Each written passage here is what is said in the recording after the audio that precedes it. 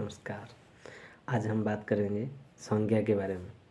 संज्ञा मतलब किसी के बारे में जानकारी, चाहे जाति के बारे में, व्यक्ति के बारे में, द्रव्य के बारे में, वस्तु के बारे में, भाव के बारे में, किसी के बारे में। या हम ऐसे बोल सकते हैं, जिस पद से किसी जाति, व्यक्ति, द्रव्य, वस्तु, भाव का नाम बोध हो, जो कहते हैं कि नेमिंग वर्ड इज नाउन, नाम वाला पद ही संज्ञा, तो हम इसे संज्ञा कहते हैं। तो किसी व्यक्ति, जाति, द्रव्य, समूह और भाव के नाम को संज्ञा कहते हैं। तो इसके 5 भेद होते हैं। संज्ञा 5 प्रकार के, तो व्यक्तिवाचक संज्ञा, जातिवाचक संज्ञा, द्रव्यवाचक संज्ञा, समूहवाचक संज्ञा, भाववाचक संज्ञा। ये संज्ञा शब्द जो है स्त्रीलिंग शब्द है। संज्ञा, संज्ञाएं बहुवचन में। तो किसी व्यक्ति, जाति, द्रव्य, समूह और भाव के नाम को संज्ञा कहते हैं। इसके 5 भेद होते हैं: व्यक्तिवाचक, जातिवाचक, द्रव्यवाचक, समूहवाचक, भाववाचक। तो अभी चर्चा करेंगे व्यक्तिवाचक संज्ञा। तो इसी से केवल एक का बोध होता है, किसी एक का नाम। जैसे मान लीजिए राम, राम कहने से केवल राम को हम समझेंगे और मानव जाति के किसी को नहीं। तो उसी प्रकार मान लीजिए ऐरावत, हाथी का एक नाम है। कटक, कटक जगह कहने से सब जगह है, लेकिन कटक कहने से केवल एक जगह है। देश कहने से सारे देश, लेकिन हम भारत कहने से केवल एक देश का नाम है भारत।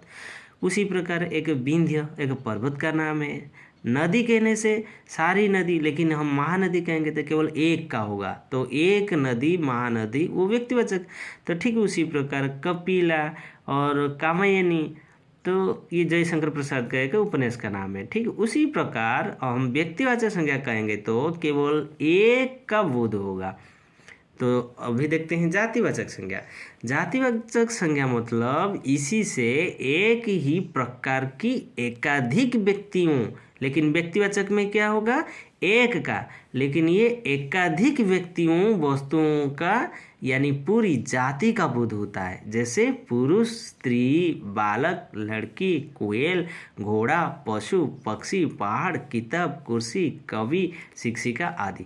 मान लीजिए पुरुष, पुरुष कहने से सारे पुरुष जाति, स्त्री सब स्त्री, बालक, बालक करने से पूरे बालक जाति, लड़की पूरी लड़की जाति। तो इसी प्रकार ये जातिवाचक संज्ञा शब्द से पूरी जाति का बोध होता है।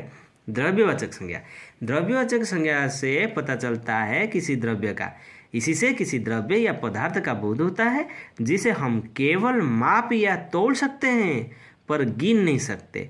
नवनिर्माण के आधार होते हैं, जैसे तवा, सोना, चांदी, तेल, दूध, पानी, आटा, चावल, लकड़ी आदि।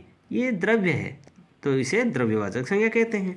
तो समूहवाचक संज्ञा, इसी से अनेक प्राणियों या वस्तुओं के समूह का बोध होता है। जैसे दल, दल करने से पूरे, परिवार, परिवार कहने से किसी एक को परिवार नहीं कहते हैं, सारे सभ्य सदस्य मिलके। गुच्छा, झुंड, कुटुंब, पुंज, कक्षा, टोली, भीड़, मंडली, सभा, सेना। तो इसमें किसी एक से परिवार नहीं बनता, किसी एक से सेना नहीं बनती। तो ठीक उसी प्रकार सारे मिलकर कुटुंब, सारे मिलकर झुंड, तो ये समूह में हैं, तो बहुत सारे हैं, इसीलिए इसे समूहवाचक संज्ञा कहते हैं। भाववाचक संज्ञा, तो इसी से भाव का बोध होता है। जैसे इसी से भाव, दशा, अवस्था, धर्म, गुण या क्रिया, व्यापार का बोध होता है। जैसे क्रोध, बहाव, सौंदर्य, प्रेम, बचपन, बुढ़ापा, टहलना, रोना, लंबाई, घृणा, ममता, प्रार्थना, पढ़ाई, लिखावट आदि। मैं और एक बात बताऊं, तो जिसे हम महसूस कर सकते हैं, अनुभव कर सकते हैं, लेकिन आँखों को दिखाई नहीं देती, तो उसे भाववाचक संज्ञा कहते हैं। मान लीजिए भूख लग रही है, तो ये केवल महसूस कर सकते हैं। मान लीजिए उनको क्रोध आ गया, तो वह क्रोध में लाल पीला हो गया, तो उनका स्वभाव से हम केवल महसूस कर सकते हैं, तो ये क्रोध में आ गया। मान लीजिए प्रेम, प्रेम ये दिल की बात है, तो अनुभव है, तो ये भाववाचक संज्ञा जो है अनुभव से। तो घृणा, ममता, प्रार्थना, तो ये भाववाचक संज्ञा है। ठीक है। तो याद रखिए, तो संज्ञा जो है हम किसी नाम का बोध होता है इसी शब्द से, और ये संज्ञा 5 प्रकार के होते हैं। तो व्यक्तिवाचक, जातिवाचक, द्रव्यवाचक, समूहवाचक और भाववाचक संज्ञा।